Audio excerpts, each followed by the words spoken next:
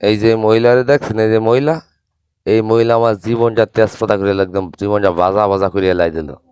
হ্যাঁ, আজকে মুরগি খাবে, কালকে গরু খাবে।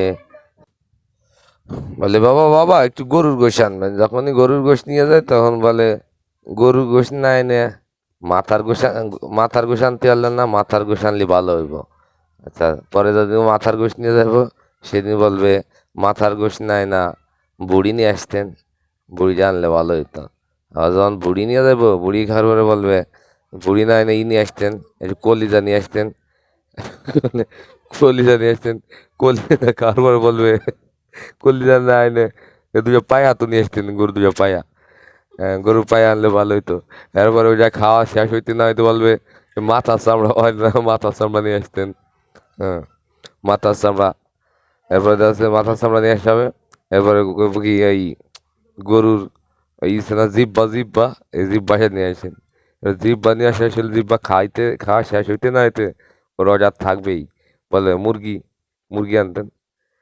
পুরো ফিরে আবার শুরু করে গুড়াতে যাবে। এই মহিলার মন আজ পর্যন্ত ভরাতে পারি নাই। এই মহিলারে যদি ফার্মের ভিতরে রেখে দেয়, গরুর ফার্মে আর মুরগির ফার্মে, তাও এই মহিলার